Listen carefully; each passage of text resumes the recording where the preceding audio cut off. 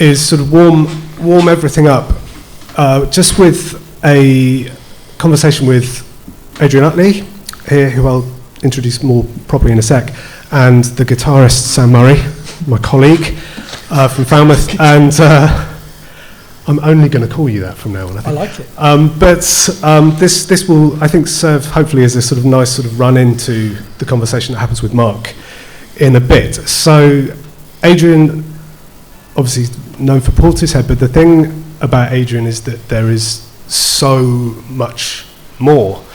I was sort of saying to Adrian as he arrived, as I was sort of thinking of a way to kind of prepare it, every time I think I've dialed it, it's this, there's always an and, or also, oh, and he did this, and he did that. So it's quite hard to wrap it up, but I couldn't get a sort of concise, sort of full discography, I think, but it's 70 odd credits to your name to this. I mean, it's huge, absolutely huge in terms of your record credits. I don't know, I've never looked. It's my wife did that for me. Yeah, it's just massive. And sort of Art Blakey. No, I didn't play with Art Is that Blakey. a myth? No, that's... We or can you in Jazz discuss this. Messengers? We could have a couple of hours discussing this if you want. the nature of Wikipedia, which is probably where you found that. I did see it there. Yeah. So then I checked it, and the AI on Google said, yes, that is true. Oh my God, that's even worse. So I'll tell you what, you stand corrected. I don't know how Art Blakey started. Let's just go off on this and put it right for once. I did play with Patti Smith, and we put it on our on my Wikipedia, changed it. Right. Within a day, it was off. Citation needed. Right. But because it's been on Wikipedia with Art Blakey, this is interesting. I mean, for anyone that knows about this stuff, because it was on Wikipedia, the press have used it. Right. In various interviews, and now it's true. Excellent. But it's not, and I can't take it off. I keep taking it off, and it goes back on. It's a good credit, I'll take it. No, You should just lean into it, Adrian. I don't think he's ever had a guitar player, has he? I don't know. I think AI did note that it was unusual that you were a guitarist. Well done, AI. So there you are. Thank you. Anyway, yeah. But to start properly, I've thought of about 30 ways into this, but I think the one that I'm going to settle on is, because it's British popular culture, and this is a very British synth, is the EMS VS3, which I know you have. Mm-hmm. And the thing about that synth, which in my brain at least, and feel free to punch me off this, but says something about who you are and how you work, in terms of its sort of curious wonkiness and sort of slightly unpredictable, slightly kind of wrong sort of machinations or interstices, I don't know what the right word is, but also the particular set of eras and signifiers that come from that sound, particularly its reverb, its sequencer, the kind of particular modulation it does, which for me is sort of, it sounds Radiophonic Workshop, it sounds chocky, or it sounds tripods, though that kind of era piece, and that's sort of about timbre and sound and tension, and it does that sort of beautifully.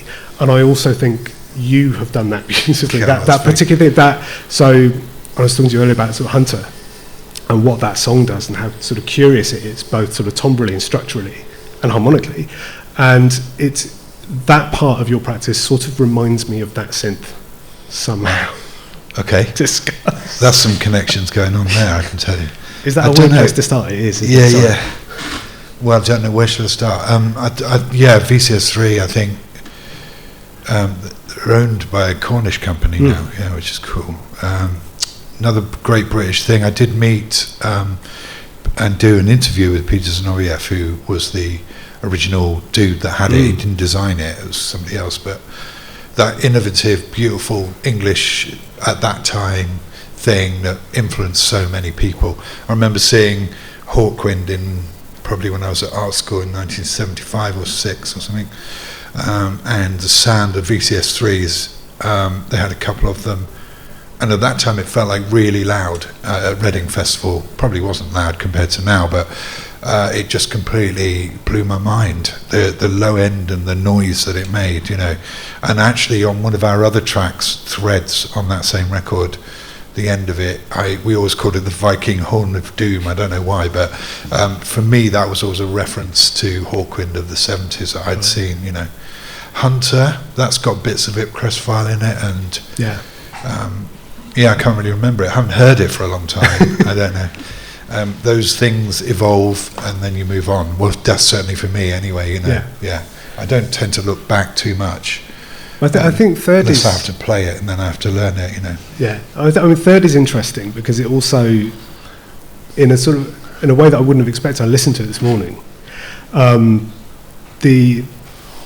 What's left in on the guitar parts is really, really interesting. There's loads and loads of stuff that other guitarists might sort of adjust or correct, or change, and it's really apparent in the acoustic tracks where things are sort of left at sort of performance mode, which you can hear me breathing on them and stuff like that. Which I really, really love, and particularly when it's set against electronic music, those kind of things. That sort of space and room and scuff and artifact. I think it seems quite important. Yeah, it is, and we're kind of stuck with it in a way because I played this really shit guitar that cost me £4, and I have got a beautiful old Martin, you know, but it just was too.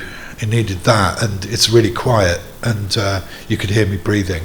Yeah. And Jeff had somehow put the microphone round backwards on my. It was like when we have an idea, we do it really quickly, maybe in my studio or his studio, and it's like we'll just grab the mic from the drum kit and pull the lead across the room and put it near the guitar and get it. Let's record it really quick. It's like that. Yeah. Sometimes it's obviously considered, you know, but other times it's really quick, and we debate whether it's acceptable noise, you know, hiss, love hiss.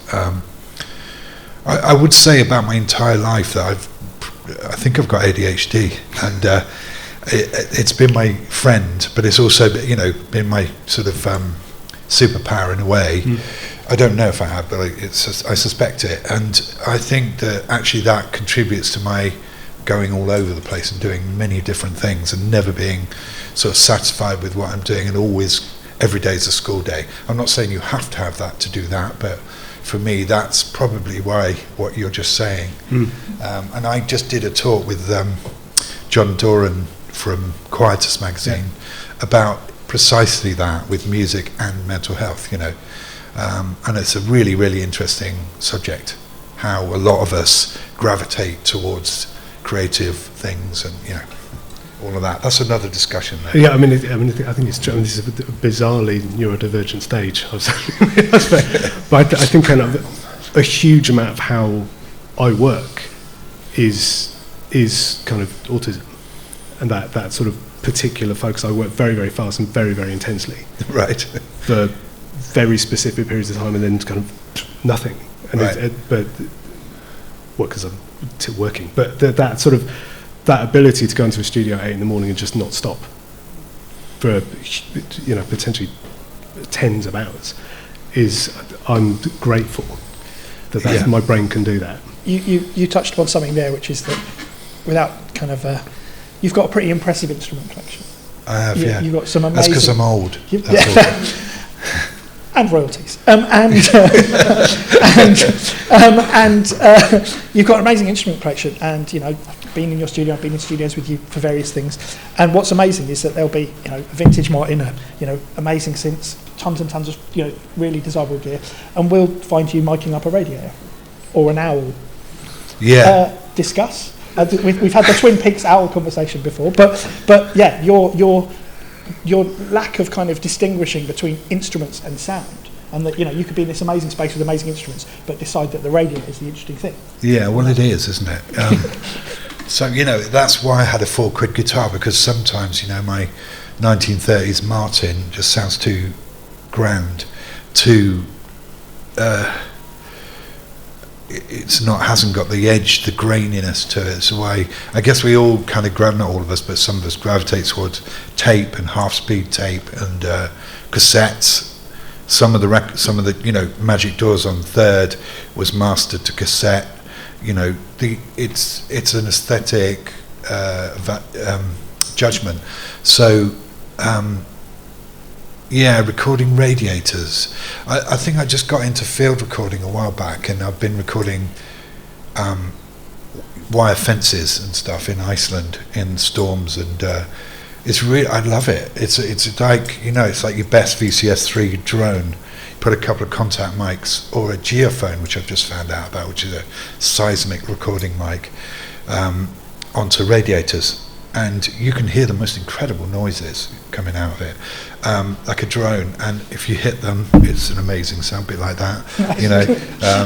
So, you know, yeah, I'm interested in all aspects of music making, sound making, drone making.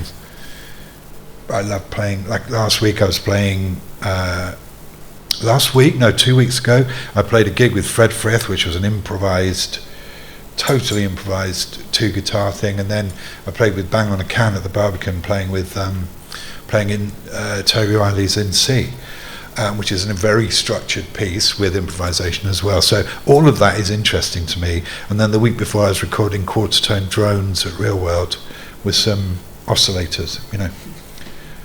And then it goes on. And this is what I mean by the kind of also and. Well, it's like everything is interesting to me, you know. Yeah. Not everything. There's lots that isn't actually, but I find the things that I really love, and then I passionately pursue them. And we haven't made a Portishead record for a long time, but generally all of us bring things to the table. But I would bring. I mean, even on our first record, I went out during.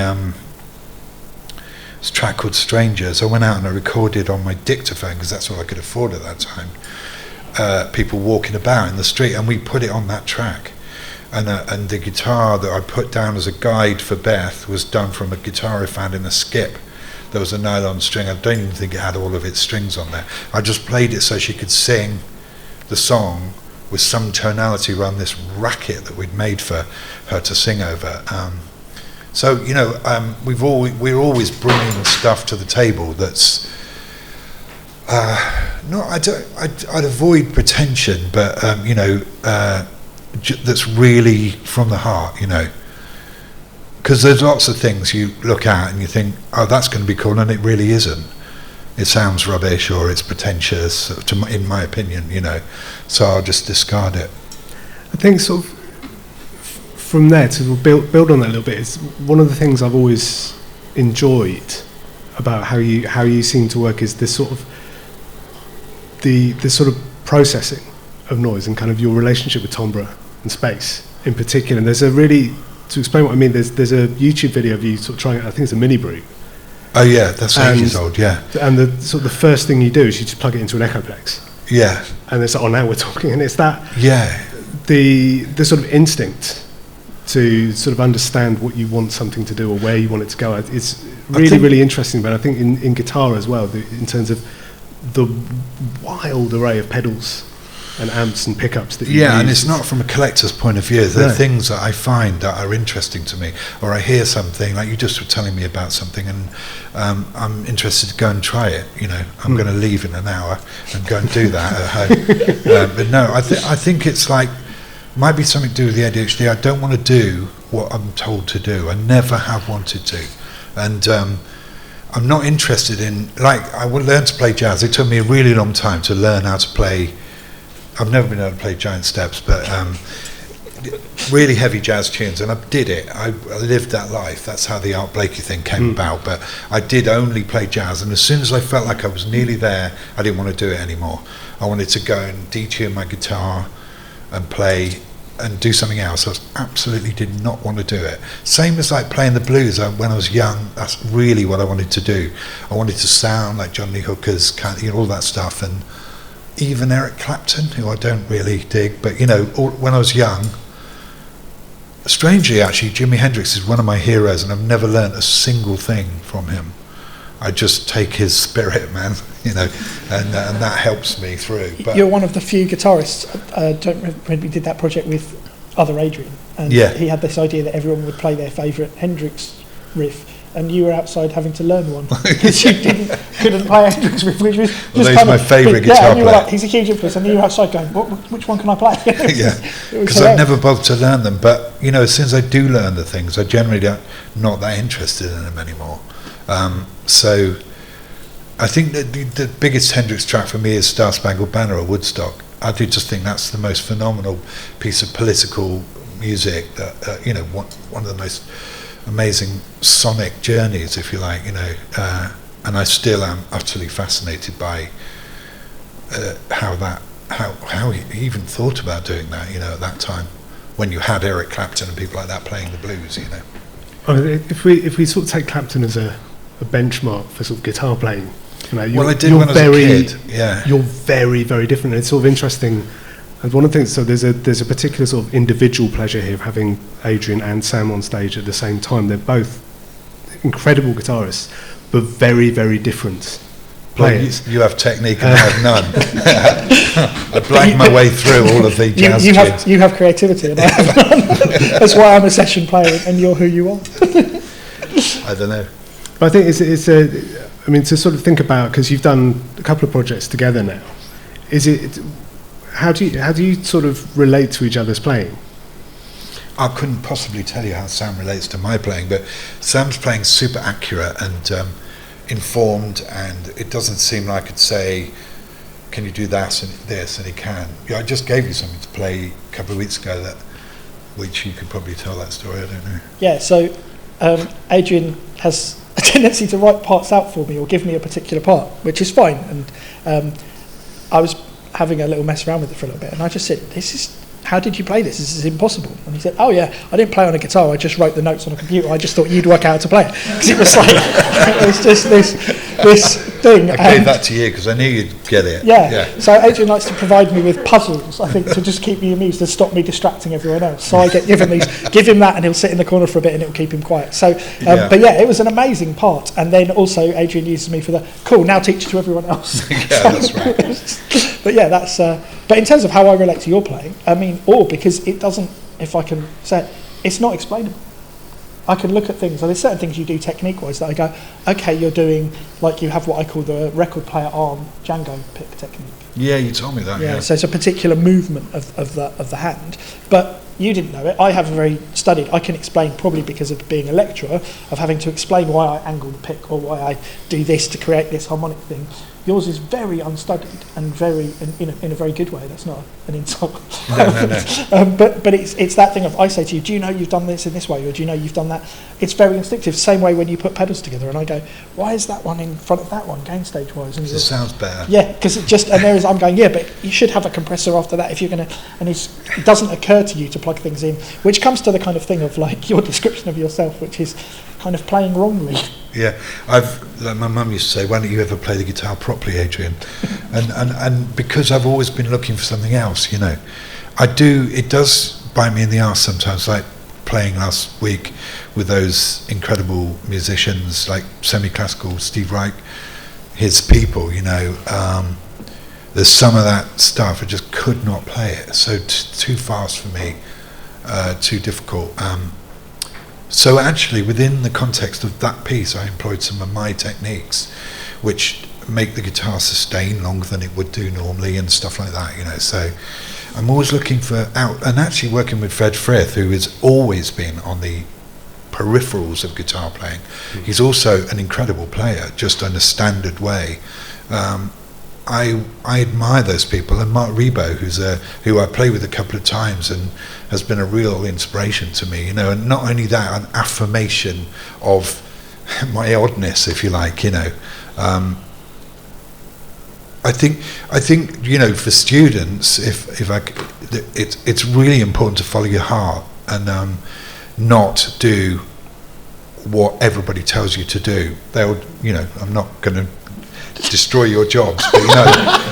Yeah, this made next term really difficult. Sorry about there that. are assessment briefs and learning criteria. Yeah, of course. But as a learning in the world, I think look beyond what is there and see what else you can add to that, because that's always been, you know, when I was trying to be a session player back in the 80s, I was awkward and didn't want to do what I was told.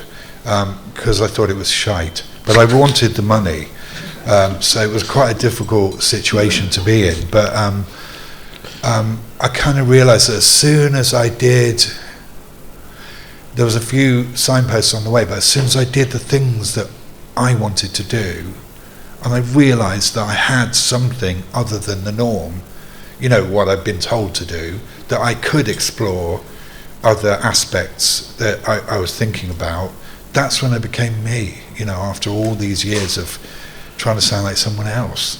And it just doesn't do you well to do that, I don't think. You mentioned earlier the kind of metaphorical bag of tricks of having kind of ways of extending sound. Most guitarists have a little bag of stuff, so mine contains plectrums, spare strings, leads, tuners. Your bag, when you turned up something and you opened yours, I presumed your bag would have the same little things that all guitarists have. Yours has tweezers, paper clips, pliers, batteries, a pocket fan, and and all of these things are part of normal. An egg whisk. An egg whisk. You once handed me a knife and said, "Can you play everything with this for this song?" And I, no. So that I is. did that to my mate as a jazz player, and he said Joe Pass wouldn't have done that. Yeah, no. But I mean, you literally have a. Can you talk us through your little kind of bag of stuff that's sound making on the guitar that isn't? You know, you're constantly, and you do it with people you work with, push people to not play. You said to me, yeah, that's really cool, had you in my cans when we were recording something once, and you just came through and said, yeah, that's really cool, but stop playing like a guitar player. Yeah, well, I mean, I love guitar playing.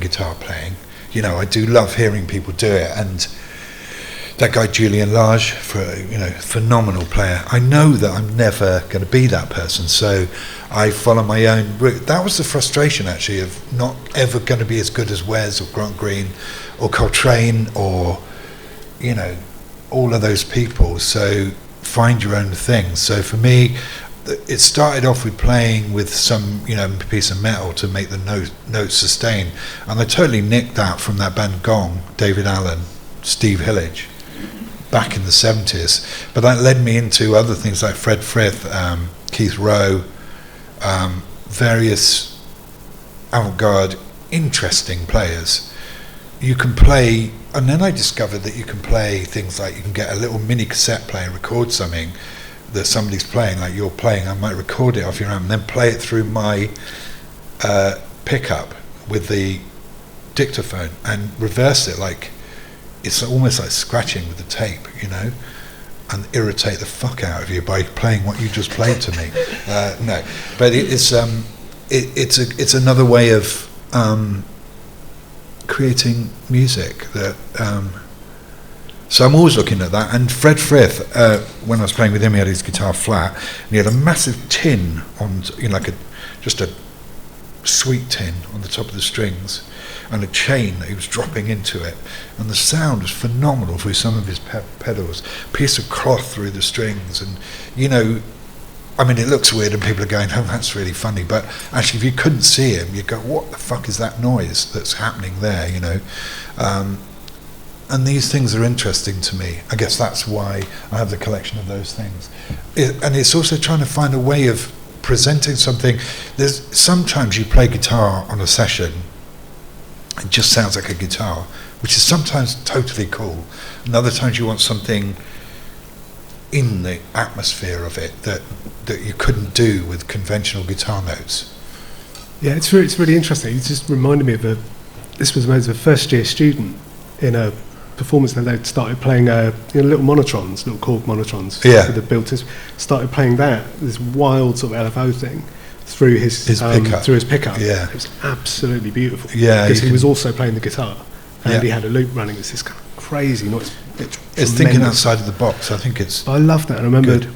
sort of second hand from sort of Sonic Youth, sort of learning to bow a guitar with a screwdriver or a kitchen knife. And those, and I still use that all the time, sort of screwdriver orchestra. Yeah, layering up that's the thing that I was. Yeah. It's just super exciting and really lovely. But I think also that you then need sort of different sort of gain. You need different boosts, or you want it to do different things. So the pedal board, you have to work that out, and it has to become a thing. And I think that the extent to which I've become committed to ignoring received wisdom about ways to stack pedals and ways to plug things, and I'm assuming yours moves quite a lot. I'm pretty conventional in that I do have quite a lot of pedals because I'm always trying to find things but get rid of them again. It's pretty conventional. It is the kind of reverse Hendrix setup, you know. I have like a fuzz box and a wah-wah pedal and an echo and variations on that. There's not much more than that really. there might be 3 echoes and 3 or 4 distortions and 1 wah-wah pedal. I think a lot of people hear your sound and think there's a lot more pedals than there are, and in fact most of the time when I've turned around and you're making an interesting sound, it's being done with your hands, or it's being done at the point of creation. It's more happening by you scraping or doing something. I'm not interested in massive pedals that do, like there's an enormous business of making incredible electronic guitar pedals and that do all sorts of stuff, millions of knobs on them. I mean, I just want to fuzz with a volume and a fuzz, that's it. And then a Jazzmaster, I played Jazzmaster. So that finally came to me after working with John Parrish and Polly Harvey. I realised the potential of it. I kind of knew it as a kid, but it has many areas of noise making, like Sonic Youth, that was there.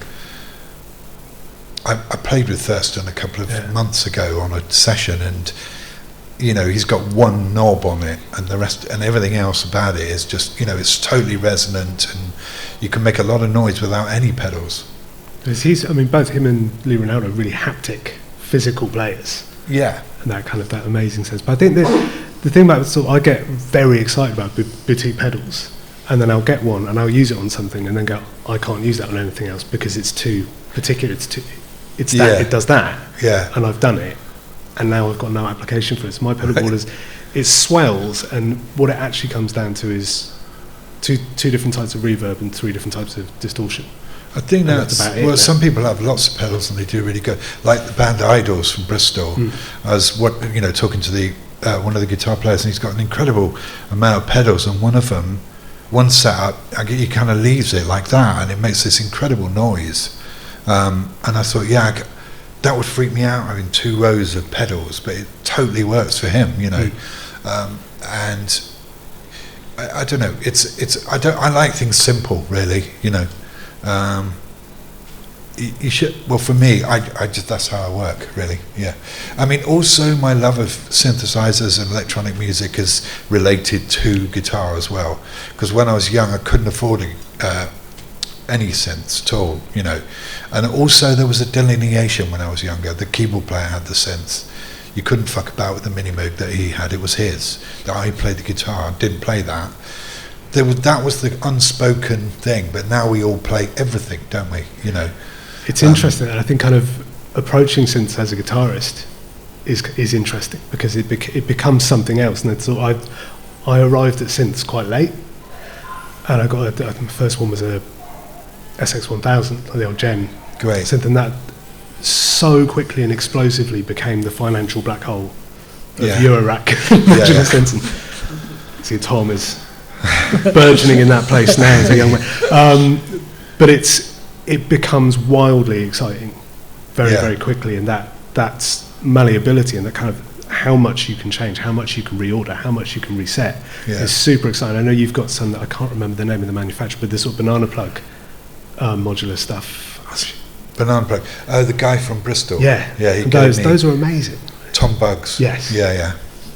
I don't use that much anymore. I've got a big Moog modular system, and have you? I use that's. It's not all Moog. Some of it's really early RA Moog. Some of it's other bits and bobs, but it's 2 cabinets full of. It's kind of when I used to watch Tangerine Dream when I was a kid, and they had the portable black boxes, not the wooden ones. It's kind of a bit of that for me, but I use it all the time. It's just phenomenal, and that is also simple. It's not like mental West Coast surge buchla, low pass gate, stuff. I love all that, but I don't understand it. Whereas, you could spend the rest of your life working with a very simple modular setup and not change it. Move. It's like, I always think about modular stuff because part of the deal, and it's the enjoyment of it. I get that. Oh, I'm going to move that module to there because then I don't have to patch so long. Well, use a longer lead, why are you doing that? But it's part of the joy of it, isn't it, really? So I think sort of building cases is weird. It's part of the thing, and it's fun, and I get that, but I don't want to get sucked into that. The fact that kind of Tip Top have started making buchla modules that you can afford was sort of mind-blowing to me, sort of getting a kind of buchla dual oscillator where you can get a source of uncertainty, or you can get those things, and they're like £200 now. Yeah, that's a game changer. Yeah. So you can do all of that stuff. But I think the nice thing about Eurorack is the ability to sort of collide East Coast and West Coast. It's totally awesome. Kind of do those things. I've got nothing bad to say about any of it, really. I've just had to slightly avoid it for myself because I know I've got loads of Eurorack, but I don't use it really. I just realised I don't use it. I use a low pass gate to have a Buchla bongo sound, if that means anything to anyone. Like a slap sound, like a bongo. I love it. Yeah. It's more than a small envelope. It's more than, and we used it on Will Gregory's last record, a sort of semi-classical record that I produced, and it needed a bit more ping than the envelope was giving us. So I used some of my Eurorack for that, and I had to look up the patch. I don't know what's going on with that. I know with the Moog stuff, frequency modulation and the things I'm trying to do, because I haven't really moved past Abbey Road and stuff like that, and Hawkwind back. When I listen to Here Comes the Sun or Maxwell's Silver Hammer, unbelievably, the Moog sounds on there, they were discovering, and they had some dude working with them, but they were like excited by it, the sound of this instrument, the Beatles, and then this Moog on top of it.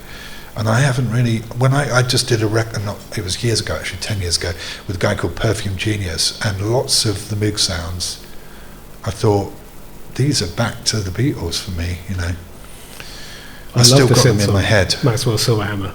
I get mocked for loving that song so frequently by him. But the sense on that, I stand by that. Yeah, shut up. One of the things that I think is interesting about your use of synths and pedals is you never dial it in the same way twice. So you laughed at me quite rudely because I made a sound on something and I said, how do I save it as a preset? And you went, you can't.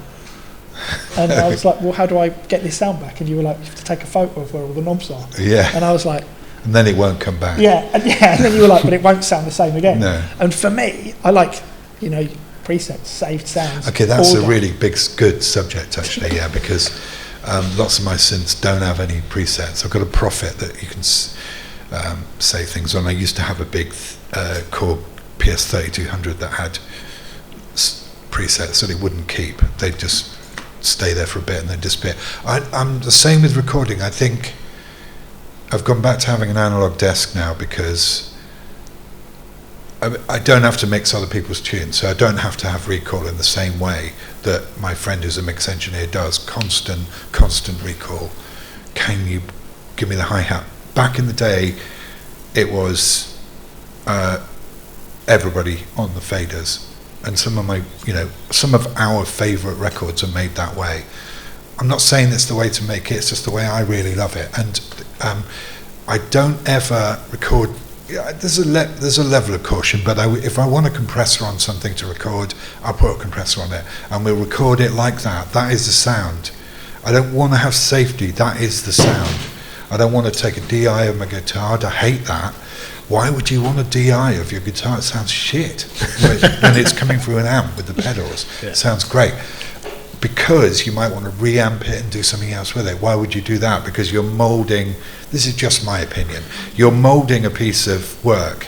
And so I don't always, I've come a cropper with this, as I have to say a couple of times, but generally I want to print everything as it is. So I don't want to go back to that sound on the Moog. I'm going to record it and then it's done. And that's, you've got it. Really important. Push the fader up. Also, quite often, I'm really committed to complete takes. I won't drop in. I won't loop. You're exactly the same. And get it right in the room and play the whole song because that's a performance. And maybe that's slightly wrong-footed, but that is. There isn't right or wrong, is there? I was producing a young band who didn't want to get to the end of the tune. Like they did the first verse and they said, "Can't you just put that on the second verse?" And I'm like, really? It's your song. Can you not play it from beginning to end? Is it so boring? What? I get it. And I think the repetition, through hip hop, the things we were doing with Dummy, that was exciting. That we could repeat something that was a slight mistake, and you get, an off-center loop, and I get it all. But I'm just, that's just how I'm I quote you when I talk to students, because one of the things you once said to me was, I was talking about recording, and I said, I'll just record it like this, and if we want to, we can put the reverb and delay on later. And you said, no, commit to the sound. Yeah.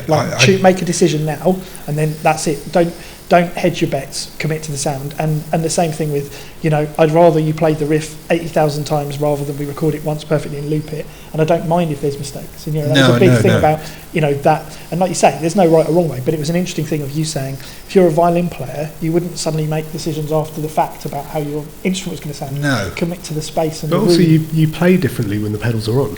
Yeah. Yeah, I think it's important. Today I think that, but tomorrow I might not. It's like Lars van Trier or any of the Dogma 95 filmmakers that, I can't remember what it's a film called, Festen, and they had a whole set of rules, and light was degrading and all of this. It's super cool. Then the next film, was it Antichrist? No, Antichrist, or one of those, Lars van Trier, it looked like it's really digital, high res, slow-mo, that kid falling out of the window is, absolute opposite to what he said the year before. Yeah. And I just, we're all like that. I think it's really important to evolve, change, contradict what you last said. Absolutely. Cool. Sorry, Adrian, I could go on do this all day, but we should take a couple of questions from the floor before we move on to you and Mark. So would anyone like to ask Adrian something? Yeah. I was going to ask a question about your kind of like use of field recordings, because one of my favourite examples of that, and they're in field recordings with, or turning into music, is Chris Watson's work on the soundtrack of Chernobyl. Amazing. Yeah. With Hilda. That you can say it, I can't say it, I'd said the first bit. And the way that they went to a like-for-like nuclear reactor. In Poland. Recorded sounds, and then she turned into this kind of drone-like score, which kind of really emphasised that it was radioactive. Just the whole score felt like there was the radiation in this piece, in that whole score. And I'm wondering whether you feel like any of your, or if there are any examples of your work where you're layering in this sort of spatial, or I'm wondering if there's any sort of like political meaning to it, or any ways in which you use sound design which adds something, and what does it add? Right, that's really interesting. I think that's a monumental piece of music, to be honest, and it was a huge influence on me. Not that I actually copied anything from it or anything, just the idea that you could go and make stuff out of. I mean, it's been going on a long time, and I've probably been involved in that in some way with our Portishead records, but I just thought that was amazing. And Chris Watson is beyond when it comes to recording field recordings. What did you say? I'm just working on a immersive piece in Real World Studios, Peter Gabriel Studios up near me, and it's very current, all of that, surround and Atmos and immersive. And I did take some recordings I did in Iceland of the wire fences and use it with some of the drone oscillator drones that I've been making.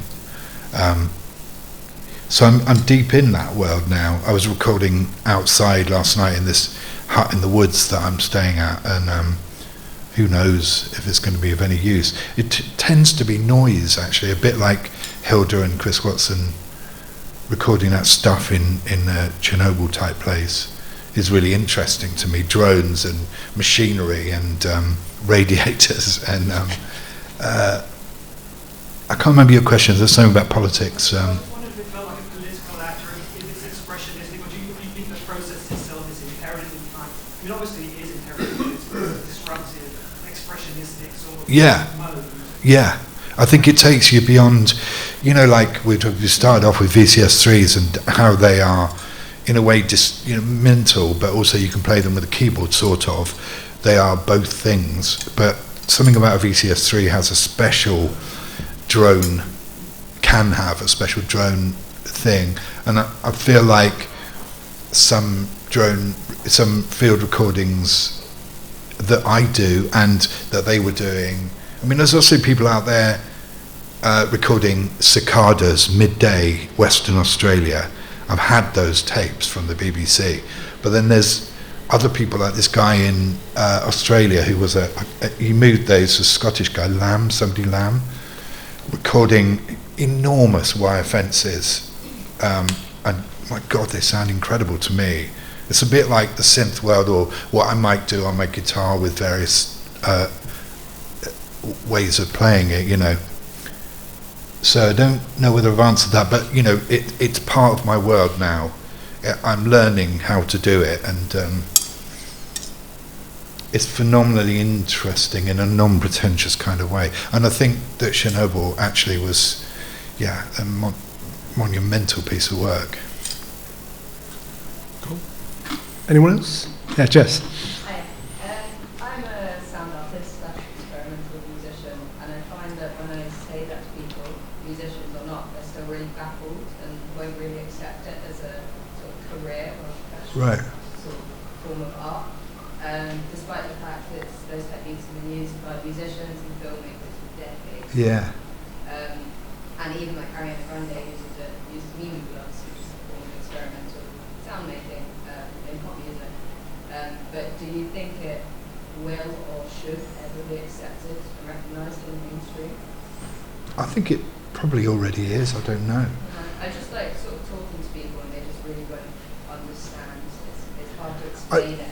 I think it's pretty current, isn't it? You know, if you look on YouTube, you see lots of people now doing field recordings and describing how to do it and helping you to do it and giving you ideas that you might not have had, you know. I'm sure it will make its way. I don't care. I'm just doing it. I love it, you know. I think it's more sort of because I try and use it as a way of showing maybe people who aren't trained as musicians or in any form of music a really accessible form of sound making. Yeah. But it's hard to help them get their heads around it when it's not recognised in the mainstream. Yeah. I'm never worried about that stuff, you know.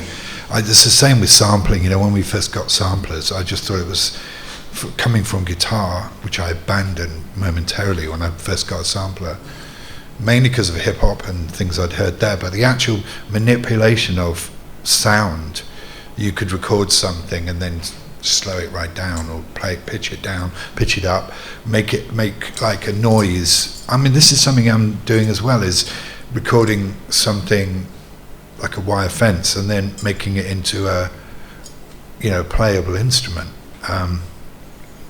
I don't care what anybody else thinks about it. It's brilliant. It's totally brilliant. Fun. Yeah. Cool. I think maybe just one more.